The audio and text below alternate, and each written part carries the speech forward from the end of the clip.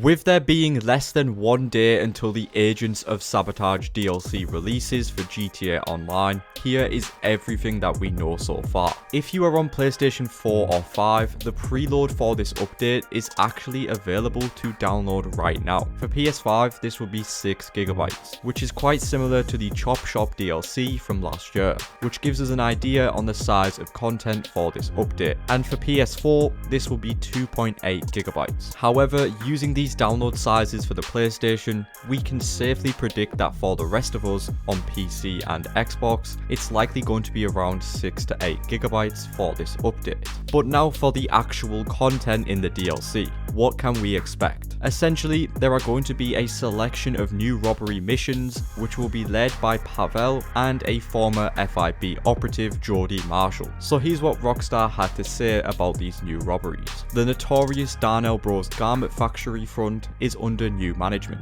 with the aid of helmsman Pavel and a former FIB officer turned independent contractor. You'll convert it into a hive for clandestine infiltration operations, where you can launch a bevy of thrilling and strategic new robberies. These will be accessible from the computer terminal inside the factory, or remotely via a brand new app on your iFruit. So there's a few things to unpack here, but firstly, we have confirmation on the new business for this update, which is the Darnell Bros Garment Factory, which you should recognise as Leicester's old base of operations throughout GTA 5 and online. And it is now set to reopen to serve as our business for this update, where we can set up and launch these new missions using the terminal inside. But those aren't the only missions coming in this update, as Rockstar has confirmed that there will be a number of new dispatch work missions from Vincent, which gives us a little bit more content to work with, so I'm not complaining. Now, what about the new vehicles? Well, so far we know that there are at least 5 new vehicles confirmed, starting with the Bravado Banshee GTS, which is going to be a new version of the regular Banshee, and it seems to be based on the Dodge Viper GTS. However, GTA Plus members can claim this vehicle for free as part of their subscription, which might make GTA Plus worth it because there are a lot of benefits coming in this update for members. Now, from the trailer, we can see 4 new vehicles. The first one being a new police car, more specifically a Corvette D10 police variant. So yes, more police vehicles will be coming in this update. We can also see this Dinka sedan in this shot, which seems to be based on the 9th generation Honda Accord. There is also going to be a wide body variant for the Jester RR, which we can see nicely from this shot in the trailer.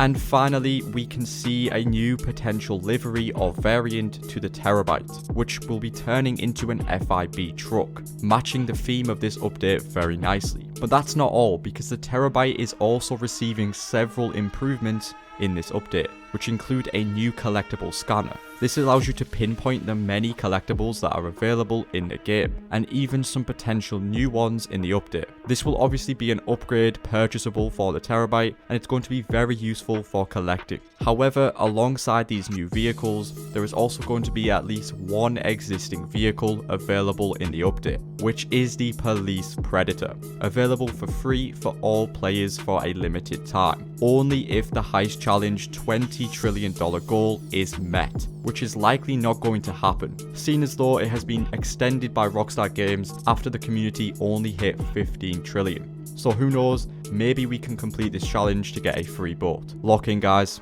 we got this. Now, there is also a confirmed new weapon coming in this update, the L. Strickler military rifle, which is going to be a customized and modified variant of the regular military rifle. It will feature an extended clip, scope, blue tinted flashlight, blue tracer rounds, and a blue and gold engraved livery, which we get a very nice look of in this image. However, players with a GTA Plus subscription will be able to get this new weapon from the gun van earlier than other players when the update launches. For everybody else, this weapon will be made available in January 2025, which doesn't seem all that fair, but let's just hope it's a decent performing weapon. Now, as for the quality of life updates, there are a few notable ones. Firstly, body armor will now fully restock upon launching missions and heist. This has been very much needed. Also, the Vinewood Car Club is going to receive multiple updates, including allowing players to access Hayes' special works and even Benny's original motorworks from within inside the car club. Also, drift upgrades from the LS car meet will now be added to the club's vehicle workshop. So if you own GTA Plus, there are honestly some great benefits coming in this update, but a paywall for this stuff isn't exactly the greatest. But with that being said, let's now jump into a few screenshots that we have gathered from both the trailer and promotional material for this update. This screenshot shows our character performing what looks to be one of the new robberies from Pavel and Jody, which looks to me like an airstrip of some sort, possibly the aircraft carrier. Jumping into the trailer, we get a shot of some helicopters chasing down some players that are driving the new FIB Terabyte and the Banshee GTS. In this next view of the chase, we can clearly see the unnamed Dinka sedan. This next shot shows Jody Marshall greeting both the player and Pavel inside the new garment business. This is clearly going to be an introductory cutscene for this new property, which we can see nicely in this overview shot for our base of operations. But looking closely over on the desk, we can see some rewards and potential loot for completing these robbery missions, one of which is a teaser for Vice City, or potentially GTA 6, but I don't want to reach too much. Either way, this is a cool reference in the update. This next shot reveals a whole bunch of new vehicles, the FIB Terabyte, the Banshee GTS, and once again the Dinka sedan, with the wide-body Jester parked outside the Darnell Bro warehouse. This gives us a look at one of the robberies in action, as a player is clearly stealing from a jewelry display case while in night vision. This looks really cool. The next shot gives us a look at even more new vehicles together, including the Banshee GTS, the Dinka sedan, the wide-body Jester RR, all being pursued by the police, even including the new Corvette D10 police variant. We then see some RC Banditos speeding past the theatre area of the map.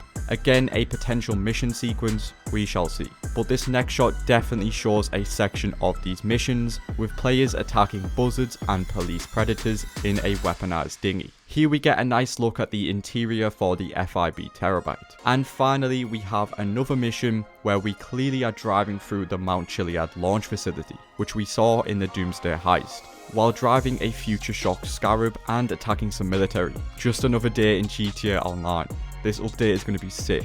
But now that we have broken down a few key screenshots, let's jump into some final details. Firstly, the global release times have been released. This image here was created by GTA GFX, the link is down below. So be sure to save or screenshot this image to check what time it releases for you within your region. For me, it's going to be 10 AM, so I'm definitely going to be ready for this update when it launches tomorrow. Finally, a question that always gets asked is, how much money will I need for this update? So let me break it down for you.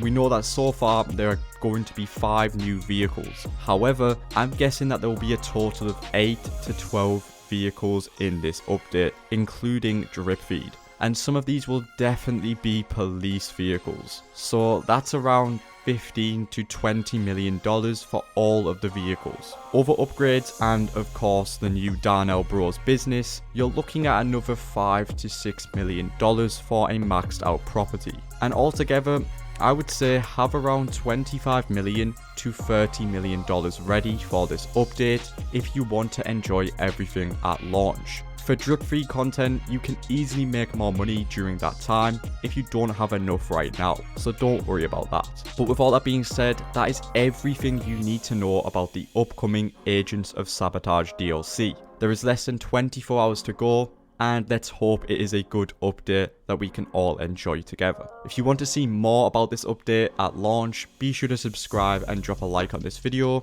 and I will see you in the next one.